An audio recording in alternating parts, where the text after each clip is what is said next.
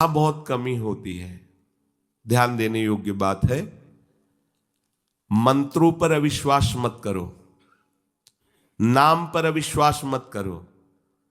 तुम अनुष्ठान को जानते ही नहीं कैसे किया जाता है। एक कामना की पूर्ति, तुम विश्व की कामना की पूर्ति कर सकते हो, विश्व की कामना की पूर्ति। बोले आप क्यों नहीं कर लेते? क्योंकि हम विश्वात्मा की कामना किए हुए हैं, हम विश्व की नहीं। हम जिस बात की कामना किए हुए हैं उसके लिए विश्व का विस्मरण करना है। मन मन की रुचि जान नेह विधि अनुसरें। हम प्रियालाल की मन की बात जानकर उनकी सेवा में रत होना चाहते हैं। नहीं, नाम और मंत्र में इतनी ताकत है, आप उसको समझ नहीं पाएंगे। आप विचार करके देखिए, जब कोई पवित्र अनुष्ठान कोई राक्षस करता था तो बहुत पहले से ही वो मदिरा त्याग देता था, मांस खाना त्याग देता था, दूसरे की निंदा करना त्याग देता था, अपवित्रता का त्याग कर देता। परम पवित्र ऋषियों की तरह होकर वो तब अनुष्ठान करता था। यद्यपि वो जगत विनाश के लिए अनुष्ठान होता, पर उसके लिए भी पवित्रता की ऐसी आवश्यकता थी। अब आप बेविचार करो, शराब पियो, मांस खाओ, गंदे आचरण करो और बोलो हमने राधा राधा कहा लेकिन काम नहीं बना। वो बोल रहे थे कि कितना भी बड़ा संकट हो, फिर बोल रहे हैं। अगर भयानक से भयानक विपत्ति को ऐसे न नष्ट कर दे तो बता देना, कृष्णाय वासुदेवाय हरे परमात्मने प्रणतः क्लेश नाशाय गोविंदाय नमो। इसका जप करो और जब तक तुम्हारा काम पूरा ना हो जाए ब्रह्मचर्य से रहो।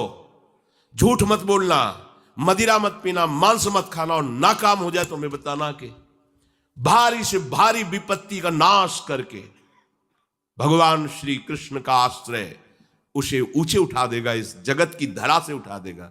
विश्वास नहीं? आप मदिरा पियो, मांस खाओ, बेविचार करो, सोचो 1,00,000 2,00,000 महात्मा को दे देंगे, हमारी कामना पूर्ति हो जाएगी। बिल्कुल भूल में मत रहना। आपको संशय होता है नाम पे, संशय होता है मंत्रों पे, संशय होता है शास्त्र के विधान पर। आप चलते हो शास्त्र विधान से? कहां चलते हो?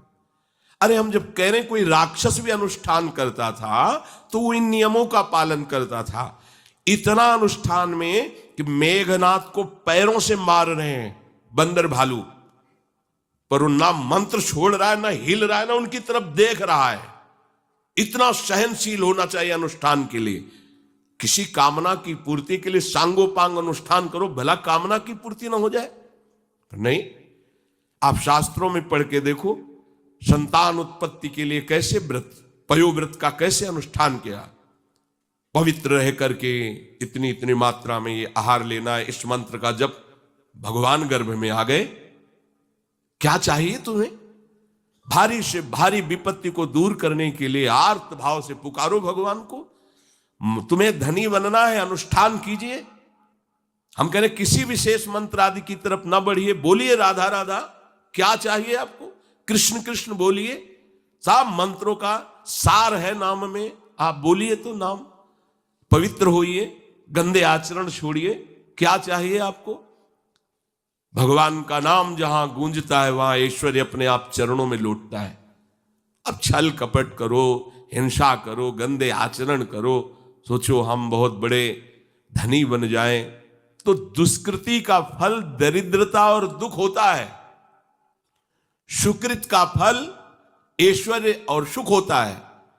अब लगाओ तुम कांटेदार वृक्ष और चाहो कि हमको रसीला फल प्राप्त हो, तो इसे मूर्खता ही कहते हैं।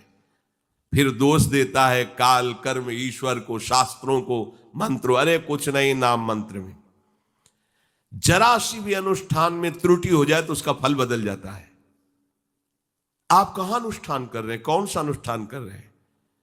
सबसे पहला नियम अनुष्ठान का होता है पवित्र आचरण, ब्रह्मचर्य, सत्यवाद, पवित्र भोजन, संयम से। कोई भी अनुष्ठान कर, किसी भी विषय का अनुष्ठान करके देखो, अभी हो जाएगा।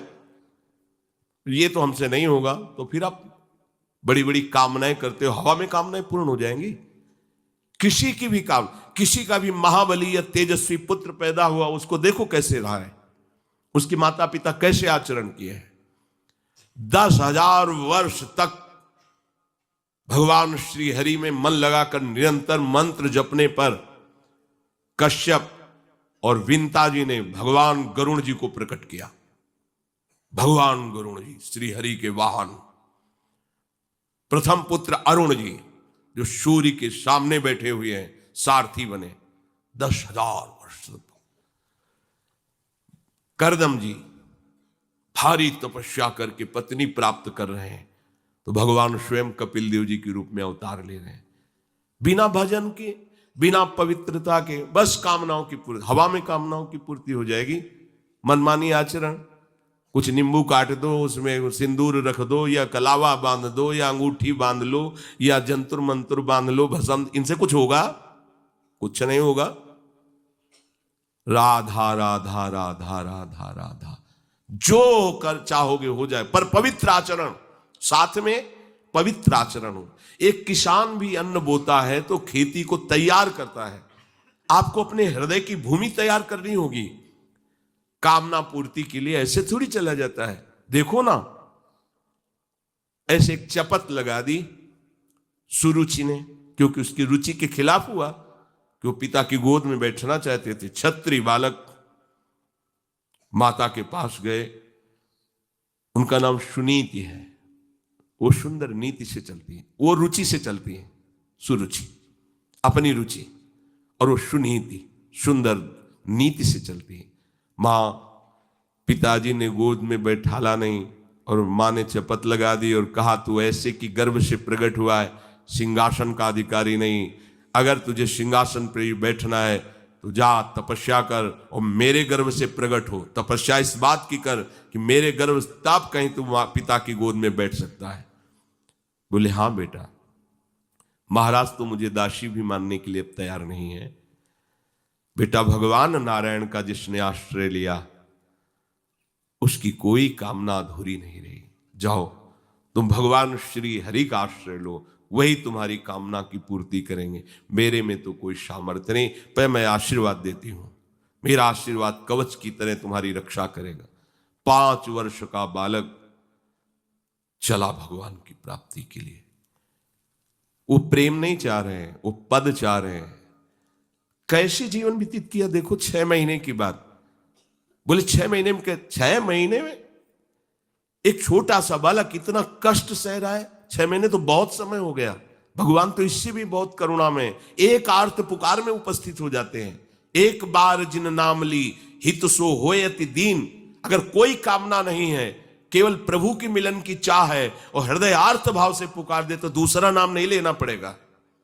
एक बार जिन नाम ली हित सो होय अति दीन, ताको संग न छाणहि ध्रुव अपनो कर लीन। ये महारसिक शेखरों के वचन है, कोई ऐसे मिथ्या वचन थोड़ी। श्वास को भी रोक लेते हैं। भगवान का जो मंत्र श्री देवर्षि नारद जी ने दिया उसी का ध्यान कर रहे हैं। ऐसा पद मिला कि सप्त ऋषि परिक्रमा करते हैं। ना उनके पिता को मिला, ना उनके पितामह को मिला।